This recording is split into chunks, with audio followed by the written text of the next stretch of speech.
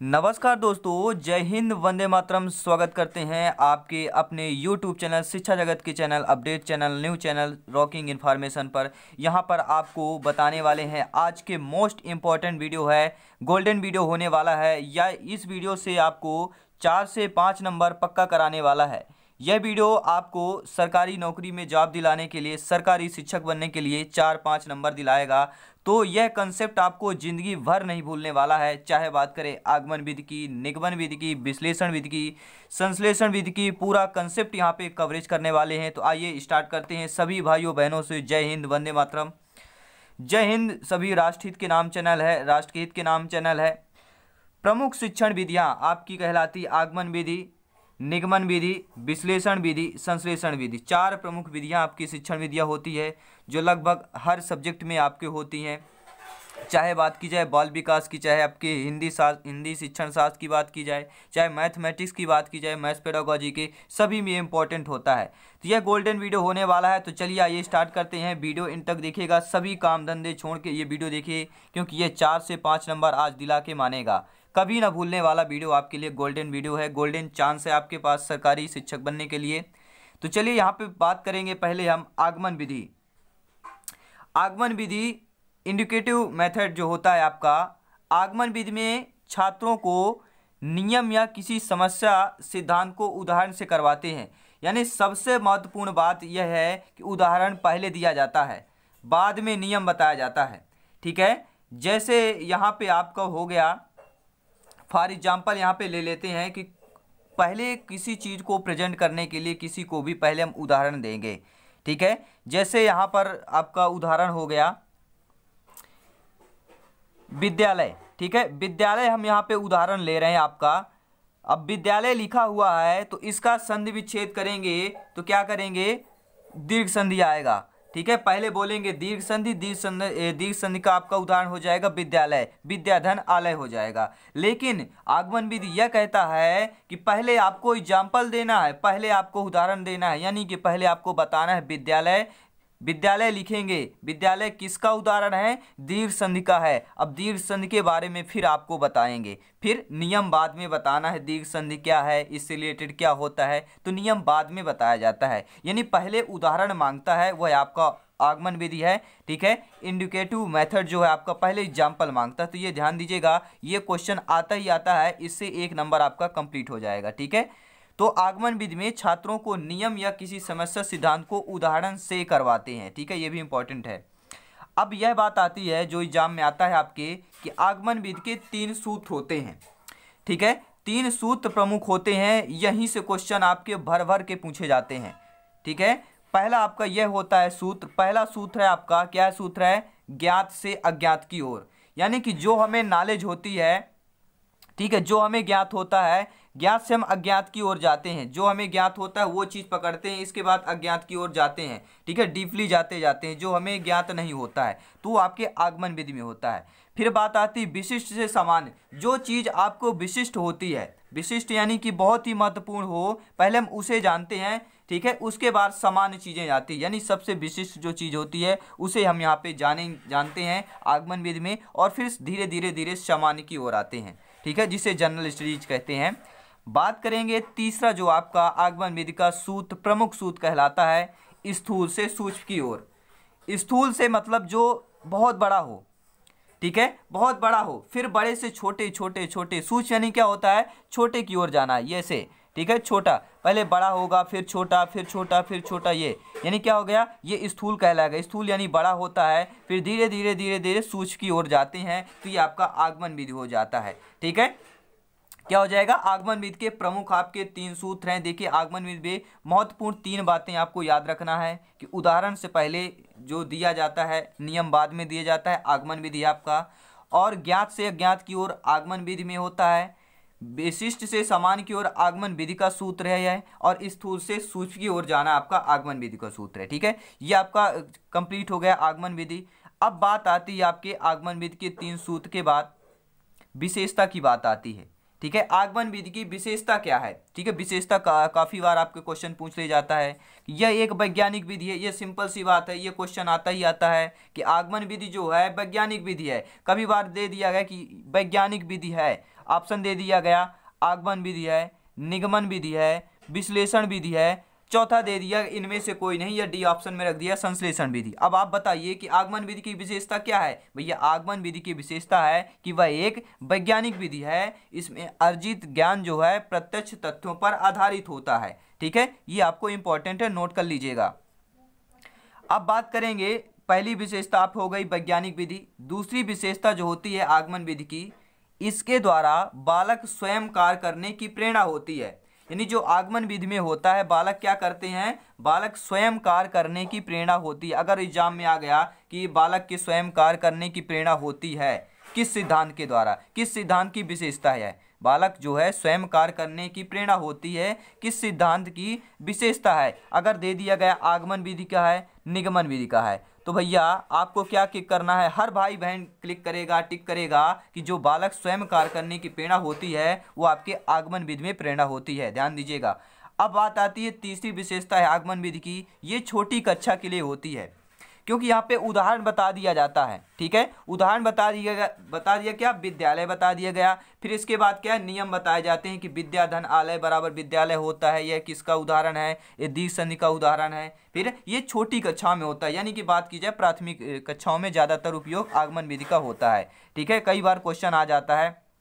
अब बात करेंगे आपके आगमन विधि के दोष, जहाँ से क्वेश्चन ज़्यादातर अपडेट क्वेश्चन यहीं से बनते हैं कि आगमन विधि के आपके दोष क्या हैं। ठीक है, देखिए आगमन विधि क्या है, इसलिए प्राथमिक स्तर की बात पर, ठीक है, प्राथमिक स्तर के लिए यहाँ पे सिद्धांत बनाया गया, ज़्यादातर यहाँ पे विशेषता होती है, महत्वपूर्ण होता है।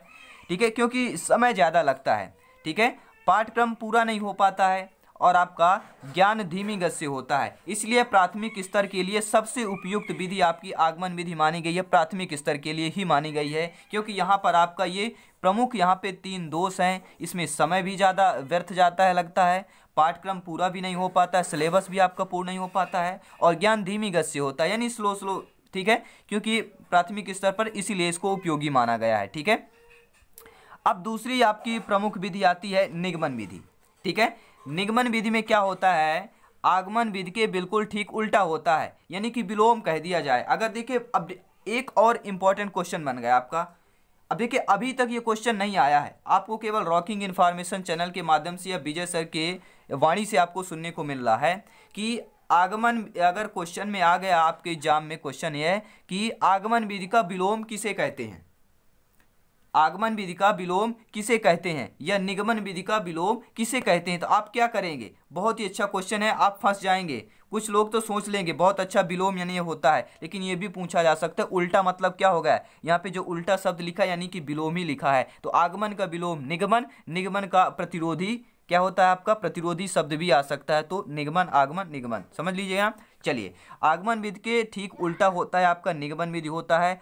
ठीक है, अब बात करेंगे, इसमें पहला पॉइंट बात करने वाली यह है कि इसमें छात्रों को पहले नियम बताया जाता है, बाद में उदाहरण दिया जाता है। और ठीक है, तो ये इंपॉर्टेंट है कि आगमन विधि जो था उसमें उदाहरण पहले दिया जाता है, निगमन विधि में पहले नियम दिया जाता है। यानी जो ये नी शब्द है, ये नी से आपका मिल रहा है, निगमन नियम। तो यह ध्यान, ये ट्रिक आपने याद कर लिया तो वाकई में आपको सिलेक्शन पाने से कोई नहीं रोक सकता, और 5 से 6 नंबर आपके वाकई में कन्फर्म होते नजर आएंगे। ठीक है, अब बात करते हैं विधि सूत्र जो होती है। ठीक है, निगमन विधि के विधि सूत्र क्या है, ठीक आपके आगमन का उल्टा होता है। आगमन में हमने क्या पढ़ा था, ज्ञात से अज्ञात की ओर, विशिष्ट से समान की ओर, स्थूल से सूक्ष्म की ओर। यहाँ पर सीधा उल्टा करना, प्रतिरोध करना, विलोम लिख देना है। ठीक है, पूरी तरह से आपका आगमन का विलोम निगमन है। ठीक है, चाहे विधि सूत्र की बात की जाए, चाहे नियम की बात की जाए। ठीक है, तो अज्ञात से यानी कि हमें जो कुछ भी ज्ञात न हो, कुछ भी ज्ञात नहीं है, अज्ञात से ज्ञात की ओर चलते हैं, वह आपकी अज्ञात, ठीक है, कौन सी होती, निगमन विधि होता है। समान से विशिष्ट की ओर चलते हैं, यानी समान से जनरल स्टडीज से लेके हम क्या करते हैं, विशिष्ट, ठीक है, यानी कि मोस्ट जिसे बोल देते हैं ना, उधर पर चलते हैं। ठीक है, विशिष्ट आपके समान से विशिष्ट की ओर निगमन विधि में चलते हैं, और अज्ञात से ज्ञात की ओर निगमन विधि में चलते हैं। बात करेंगे, तीसरा सूत्र है सूक्ष्म से स्थूल की ओर। सूक्ष्म यानी कि आपका हो गया, मान लीजिए सुई एक है, सुई से जब सुई और धागा होता है ना, उससे सिलते सिलते सिलते सिलते क्या है, बड़ा कपड़ा एक सिल जाता है। तो वही यहाँ पे बात की गई सूक्ष्म से स्थूल की ओर, यानी सूक्ष्म एक सूजी सुई धागा लेकर हम सिल के एक बड़ी कहा जाए तो बड़े कपड़े सिल सकते हैं। तो ये क्या क्या किसका उदाहरण हो गया? सूक्ष्म से स्थूल की ओर हो गया, यानी छोटे से लेके बड़ी ओर जाना आपका निगमन विधि का सूत्र है। ठीक है, अब बात करेंगे इसकी विशेषता क्या है। निगमन विधि की विशेषता हो गई। ठीक है, अभी हमने इसकी जो प्रमुख चर्चा कर ली, इसके प्रमुख सूत्र चर्चा के लिए। अब निगमन विधि की विशेषता आती है। देखिए, प्रमुख विशेषता यहाँ पर बात करेंगे जो एग्जाम में पूछे जाते हैं आपके। इसमें समय की बचत कम होती है। निगमन विधि में समय की बचत कम होती है और अधिक प्रश्न हल करवाए जा सकते हैं, यानी समय की यानी कि लिमिट में ज़्यादातर होता है, क्योंकि पहले नियम बता दिए जाते हैं तो बच्चों को समझ में आ जाता है। ठीक है, क्योंकि बच्चे यहाँ पे उच्च प्राथमिक होते हैं या माध्यमिक स्तर के बच्चे होते हैं, जो निगमन विधि सबसे ज़्यादा उपयुक्त होती है। ठीक है, माध्यमिक स्तर बच्चों की। ठीक है, तो यहाँ पर इसमें समय की इसलिए बचत होती है, अधिक प्रश्न हल करवाए जा सकते हैं। दूसरी प्रमुख विशेषता यह है कि बार बार अभ्यास से यह विधि लाभप्रद हो जाती है, यानी अगर बार बार प्रैक्टिस करते हैं, जैसे आप लोग एक बार वीडियो देख लिए, इसके बाद नोट्स बना लेते हैं, या दोबारा फिर से वीडियो देख लेते हैं, कहते कि अच्छा वीडियो लगा, हमें दोबारा देखना चाहिए क्योंकि 5 से 6 नंबर का सवाल है यहाँ पर। ठीक है, तो PDF फाइल भी आपको मिल जाएगी, लिंक आपको डिस्क्रिप्शन में दे दिया गया है। चाहे चैनल, ठीक है, टेलीग्राम चैनल ज्वाइन कर लीजिए, व्हाट्सएप ग्रुप लिंक मिल जाएगी, कोई टेंशन लेने की कोई ज़रूरत नहीं है। ठीक है, तीसरी आपका यह है कि सिद्धांत से उदाहरण की ओर जानते हैं। तो सिंपल सी बात है, नियम पहले ही बात कर चुके हैं, सूत्र प्रमुख सूत्र ही है आपका। ठीक है, इसमें नियम से क्या उदाहरण की ओर जाते हैं, यानी सिद्धांत से उदाहरण की ओर इसमें जाते हैं। चौथा है आपका प्रमुख इसके विशेषता यह है कि अध्यापक इस विधि को ज़्यादा प्रयोग करते हैं। जो अध्यापक होते हैं वो इस विधि का ज़्यादा प्रयोग करते हैं। देखिए, इंपॉर्टेंट क्वेश्चन आपका बन गया कि अध्यापक जो हैं ऐसी कौन सी विधि का सबसे ज़्यादा प्रयोग करते हैं, तो आपकी निगमन विधि है। ठीक है, अध्यापक जो है सबसे ज़्यादा विधि का प्रयोग करते हैं, वह कौन सी विधि है? आपकी निगमन विधि है। ठीक है, ध्यान दीजिएगा, 4 प्रमुख विशेषताएं हो गई। हो सकता है आप स्क्रीनशॉट ले सकते हैं। अब बात आती है दोष की। निगमन विधि के दोष क्या हैं? तो प्रमुख आपके यहाँ पर 3 दोष हैं निगमन विधि के। क्या होता है प्रमुख? पहला यहाँ पे दोष देखिएगा, बहुत ही महत्वपूर्ण फैक्ट यहाँ पे नज़र देखने को मिलेगा आपको कि इससे रटने की प्रवृत्ति विकसित होती है। ये बहुत ही जो आधुनिक जो शिक्षण है, ठीक है, वो एक इसका विरोध मानता है। ये रटने की प्रवृत्ति जो है गलत मानता है। आप 2005 पढ़े होंगे, NCF 2005 का रूल पढ़े होंगे। ठीक है, और RTA एक्ट जो 2009 है उनका रूल पढ़े होंगे। मैंने वीडियो वैसे बना रखा है आपको ऑलरेडी, यहाँ को आपको ऊपर मिल जाएगा। ठीक है, प्लेलिस्ट, वहाँ पे आप देख सकते हैं इन वीडियो को। तो इससे रटने की प्रवृत्ति विकसित होती है, अपूर्ण ज्ञान होता है, यानी कि पूरी तरह से ज्ञान नहीं हो पाता है। ठीक है, पूरी तरह से ज्ञान नहीं हो पाता, अपूर्ण, आधा अधूरा, जिसे हम बोल देते हैं अपने होम भाषा में अध जल गगरी छलकत जाए, वैसे यहाँ पे अपूर्ण ज्ञान जिसे वही बोलते हैं ना, अपूर्ण ज्ञान हो तो वही, अगर आधा जल गगरी में भरा हुआ है तो अवश्य छलकता है, तो वही अपूर्ण ज्ञान, वो आपके निगमन का प्रमुख दोष माना जाता है। और है वैज्ञानिक दृष्टिकोण उत्पन्न नहीं हो पाता। यहाँ पे वैज्ञानिक दृष्टिकोण उत्पन्न नहीं होता, नॉर्मल से बात है, अपूर्ण ज्ञान रहेगा, रटने की प्रवृत्ति है तो वैज्ञानिक दृष्टिकोण उत्पन्न नहीं हो पाता है। क्वेश्चन क्या बन गया? अपूर्ण ज्ञान किसका प्रमुख दोष है? निगमन विधि का प्रमुख दोष है। रटने की प्रवृत्ति विकसित होती है, निगमन विधि में होती है। वैज्ञानिक दृष्टिकोण उत्पन्न नहीं हो पाता, किस विधि में? निगमन विधि में नहीं हो पाता है। ठीक है, अब बात करेंगे, तीसरा आपका आता है विश्लेषण विधि, जो प्रमुख विधि माना जाता है। तीसरी प्रमुख विधि है आपकी किसी समस्या की तह तक पहुंचना, इसमें अज्ञात का रहस्य खोजते खोजते ज्ञात तक पहुंचना विश्लेषण विधि है। यानी समझिएगा, समझने वाली बात है, किसी समस्या की तह तक पहुंचना, यानी कोई भी समस्या उससे जड़ तक पहुंचना। तह तक मतलब कोई भी समस्या हो उसे जड़ तक पहुंचना। इसमें अज्ञात का रहस्य, जो हमें ज्ञात नहीं होता, भाई हमें अगर कोई भी समस्या ज्ञात होती, जड़ तक पहुंचते हैं तभी हमें मालूम पड़ता। पहले से ज्ञात होगा तो समस्याएं नहीं होती, गलतियां नहीं होती। तो इसमें अज्ञात का रहस्य खोजते खोजते ज्ञात तक पहुंचना बहुत अच्छी बात है। जब हम नहीं जानते हैं, ठीक है, अगर पानी में एक गिलास भरा हुआ है, हम नहीं जानते कितना पानी भरा हुआ है, ठीक है, लेकिन हम इस खोजते खोजते इसका नापेंगे, तौलेंगे, इससे फिर क्या ज्ञात की ओर पहुंच जाएंगे, पता चल जाएगा आखिर कितने 100 ग्राम, 200 ग्राम, 250 ग्राम कितना पानी है यहाँ पर। तो ये आपका विश्लेषण विधि हो जाता है। यानी किसी समस्या की जड़ तक पहुँचना, अज्ञात का रहस्य खोजते खोजते ज्ञात तक, यानी अज्ञात से ज्ञात तक पहुँच जाना। ठीक है, देखिए दोस्तों, यहाँ पर पूरी तरह से आपका जो विश्लेषण विधि है निगमन विधि का यहाँ पे फॉलो होता है। निगमन विधि का मान लीजिए चाहे विश्लेषण विधि का, जैसे मैं यहाँ आपको कुछ दिखाने वाला हूँ, ध्यानपूर्वक देखिएगा। निगमन विधि में हमने क्या पढ़ा था, यहाँ पर देखिए प्रमुख सूत्र क्या था, अज्ञात से ज्ञात की ओर। ठीक है, यहाँ पर भी आप यहाँ पर देखेंगे विश्लेषण में विधि में भी यही है, अज्ञात का रहस्य खोजते खोजते ज्ञात तक पहुँचना।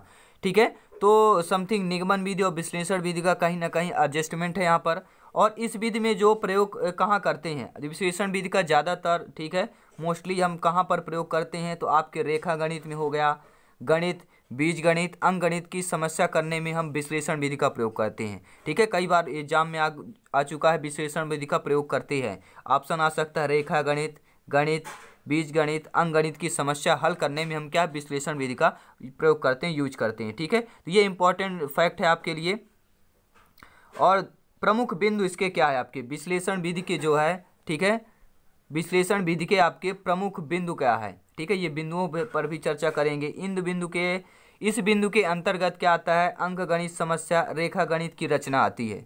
ठीक है, इस बिंदु के जो अंतर्गत प्रमुख बिंदु है, अंकगणित की समस्या, रेखा गणित की रचना आपकी आती है विश्लेषण विधि में। ठीक है, तो आई होप आप अच्छी तरह से समझ गए होंगे विश्लेषण विधि के बारे में। ठीक है, अब आप देखिए एक इम्पॉर्टेंट आपको याद रखना है, मैथमेटिक्स में विश्लेषण विधि क्या होती है, अज्ञात से ज्ञात की ओर, यानी अंकगणित की समस्या और रेखा गणित की रचना करने में विश्लेषण विधि का उपयोग किया जाता है। इसमें अज्ञात से ज्ञात की होता है, यानी कि निगमन विधि का समथिंग यहाँ पे माना जाता है।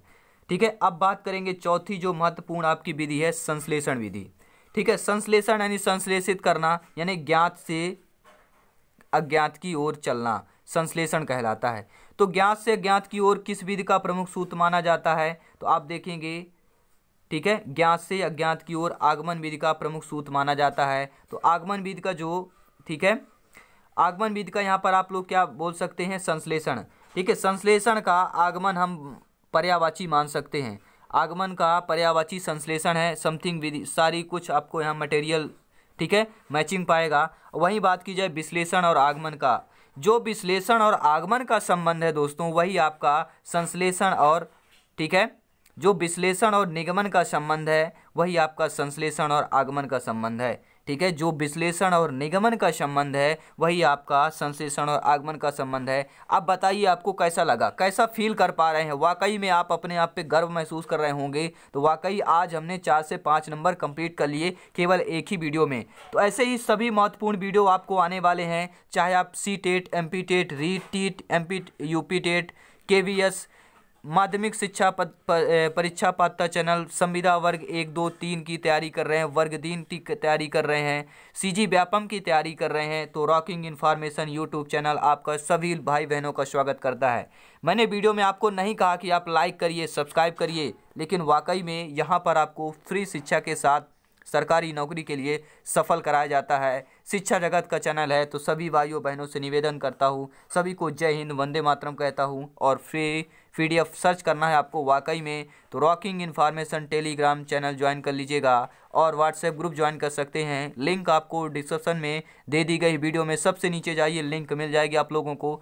ठीक है, तो सभी भाइयों बहनों को जुड़े रहिए अपने परिवार से। वाकई में आपको सरकारी शिक्षक बनना है तो ये चैनल आपके लिए ऑलवेज वेलकम करता है, हमेशा स्वागत करता है। आपके अकॉर्डिंग यहाँ पर जो आप चाहते हैं वहाँ यह आपको उपलब्ध करवाते हैं।